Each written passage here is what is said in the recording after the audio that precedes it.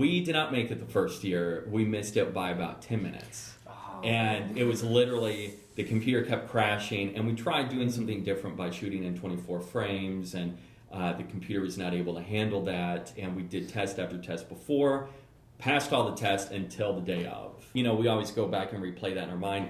Do you guys ever replay something like that in your mind, thinking, man, on this one project I wish I could have done something to make it better? Or do you end up going forward saying, you know, I did my best, I know it's 48 hours, I was in that time crunch, I got to step back? I don't know if you guys are the same way, but as a creator, I mean, I'm my own worst enemy. So every film that I make, there's always something that makes me cringe, that I look back and go, man, I could have done better. But I think that's with every, like I said, whether you're an editor, writer, cinematographer, you're always growing, and that's what makes you grow. I think if you felt so comfortable with every film you make and felt so confident in every film, I don't think you would grow, you know? And you're pushing yourself each and every year. Absolutely. You're trying to like do something. I know you guys are talking about mixing up genres and jumping from genre to genre and doing something that's totally different. Lexi, what about acting and being in front of the camera? What's your big takeaway that kind of propels you in growing as an artist? Sure. I guess what propels me would be doing it better every year, you know, improving every year.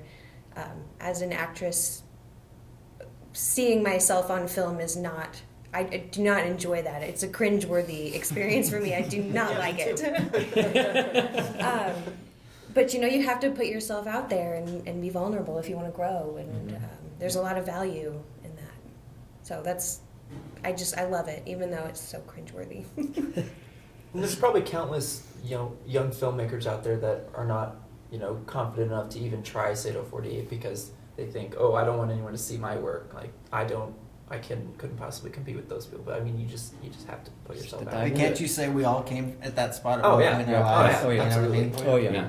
And that's a really interesting point that you bring up, Joe, because the camera that's behind you guys right now, that's the camera we started on. SATO is the first timed competition, working in something where you had a deadline. Is it the same for all of you guys? Or did you work in a timed... Curt, you worked with one before. Joe, did you? That was definitely my first, yeah.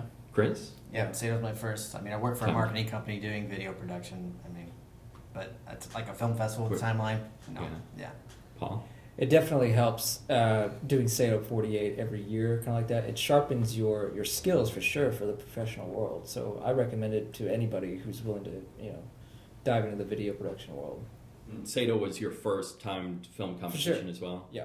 Lexi, you as well? Yes, definitely. Okay.